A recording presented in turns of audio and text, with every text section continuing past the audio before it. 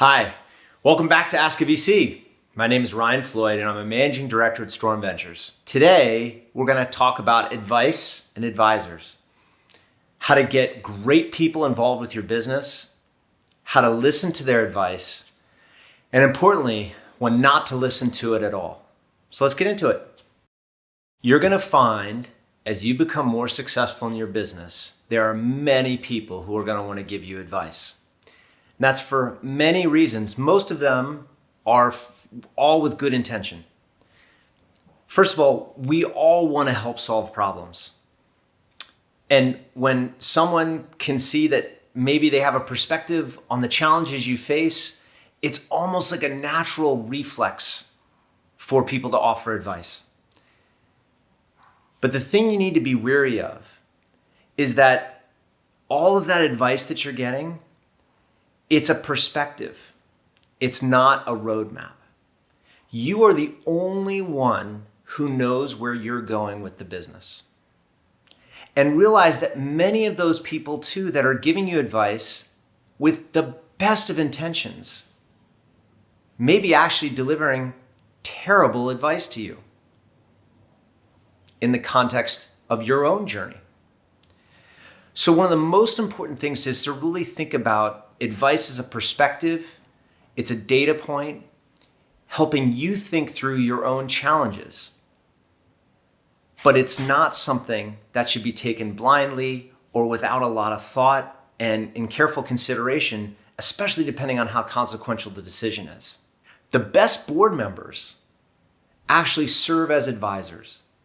When I think about some of the most valuable aspects of my job as a board member, as an investor, it's really to just help think through problems, sometimes offering advice, sometimes just listening, but it's rarely telling entrepreneurs, if ever, this is what they should do. Because after all, you're running the business. If you take my advice and it turns out that for whatever reason that didn't work, it's hard to turn around to me and say, well, Ryan, it was bad advice. It's not my fault. At the end of the day, you're responsible. You're the one running the business. So let's start with advisors. Who should I target? What kind of advisors make sense? Do I just get one? Do I have two? Do I have three? What's the right number? Obviously, it all depends on your business. But the way to think about it is these are people that are here to help you build and grow your business. Building a company, it's a team sport.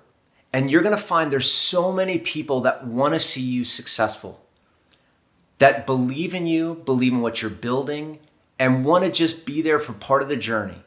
And so your ability to attract a lot of advisors and people that are willing to help you has a lot to do with the same kinds of ways you might pitch your company to an investor or to a potential executive hire, where you really need to share the vision and the story. And the key thing with an advisor is to really suggest a problem or an area where you need their help. And that area obviously has resonance for what it is they may have a lot of expertise in. Maybe your business has potential exposure from a security standpoint. Great target for hackers. Early on, you're definitely going to get people that are smarter than you on security to help you think through the right architecture. This is a great role for an advisor. You're not going to be able to hire a world-class CISO at the beginning of your journey, but you might be able to get a great advisor to help give you some thoughts, perspectives, what you might want to prioritize, what might not be as important. That's great advice. And notice too, getting security advice from a CISO makes a ton of sense. Getting sales advice from a CISO may not make as much sense, just as getting security advice from a CRO may not make as much sense either. You may target a CEO of another startup that's been through the journey. How to deal with my investors, how to think about difficult employees, how to think about culture. These are great questions that a lot of CEOs would love to share their learnings with you because they've been through it, they know the journey, their own, and they want to see you successful. Now, an important thing to note, none of these advisors have a job as an advisor. It's not a full-time paid job. And anyone, in my opinion, for you on your startup journey, who wants to be an advisor to you and thinks that they ought to get paid for that, really is a consultant. And that's fine. Consultants are fantastic and they are part of the journey. But that's not what I'm covering here. In terms of finding these advisors, networking, cold emails, referrals, talking to other CEOs, talking to others on your team, it's great. I wouldn't default just to people that you know or have known for years. Seek out people that are going to give you different perspectives. Seek out people who are going to challenge you. Seek out people that you're going to be able to learn from. You'd be surprised how well sometimes a cold email will work if you're very specific about what you're looking for. And it's almost like an interview process, just like you'd interview an exec for your team. Is the chemistry right? Do they have time to invest? They may not. They may be busy with their own business or their personal life, and they may not have time to invest. The timing may not be right. Maybe it will be in 2 years, so you've met somebody and you'll stay in touch. But seek out people who genuinely understand some of the aspects of the business that you're in, the functional areas, and really focus on specific areas that they can help you with. Okay, so let's talk about actually the advice and what to do with it. You have all of these very smart, accomplished people giving you their thoughts and perspectives. And oftentimes, it'll be maddening because you may hear diametrically opposed views on things about what to do and when. And the reason for that is that despite the fact that these advisors likely have a tremendous amount of experience, ideally in the domain that you're asking them about, they don't necessarily have the context in all of the detail of your business. And it's very hard to deliver that even in a series of meetings because there's so much there. Another reason you're going to get different points of view is that people, if you think about it, are giving you feedback based on their own experiences, okay?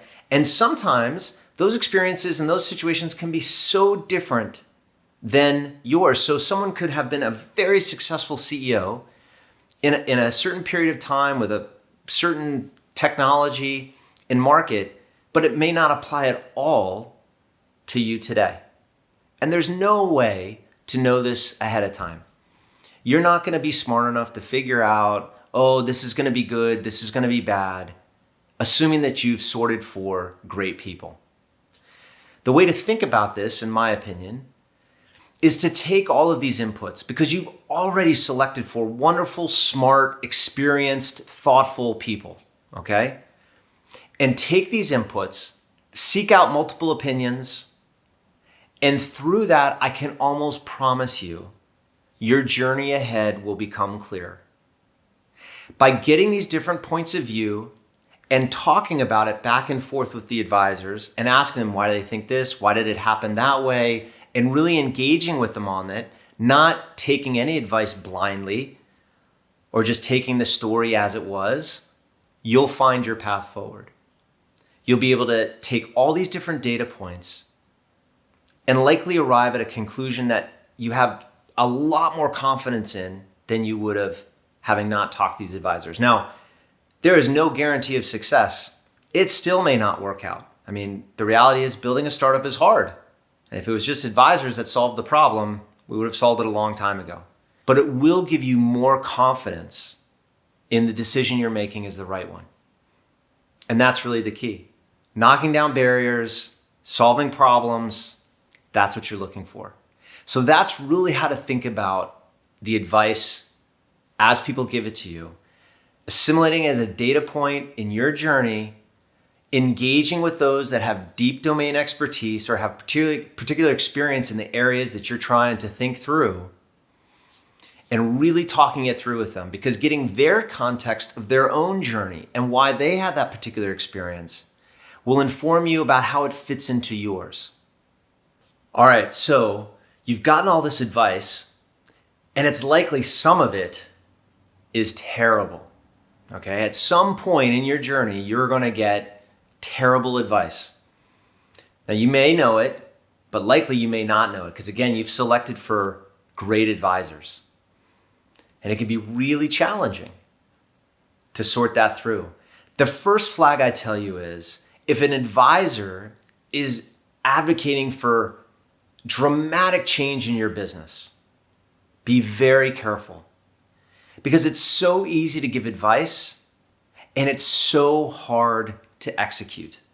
Kind of going back to what I said a minute ago about taking the data points of the advice and really putting it into your whole calculus around your decision.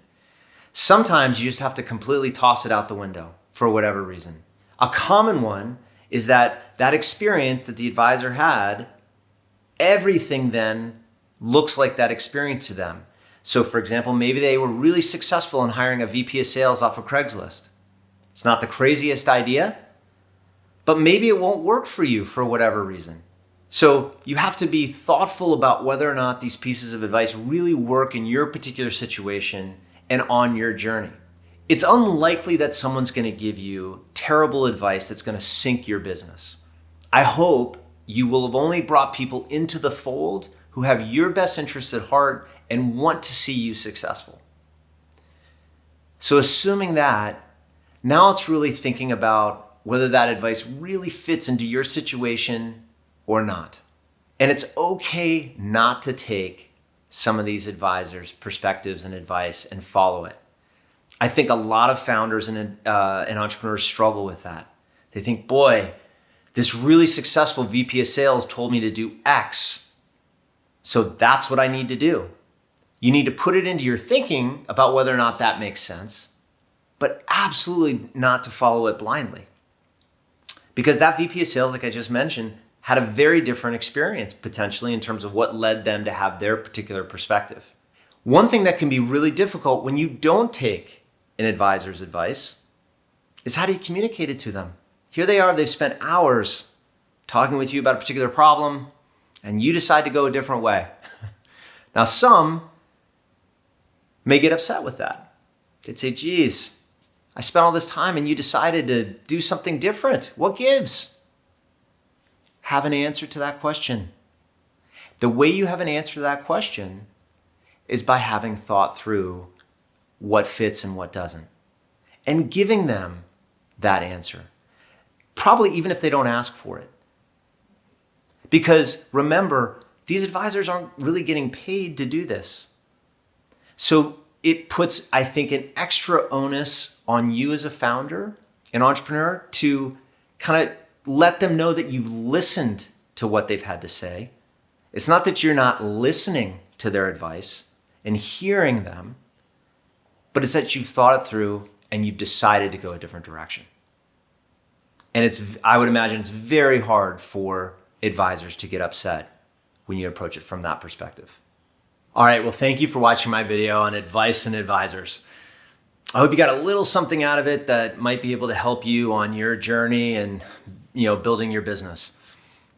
If you liked it, please hit the subscribe button, like it, share with your friends, leave me a comment. Let me know if there's another topic you'd like me to cover in the future.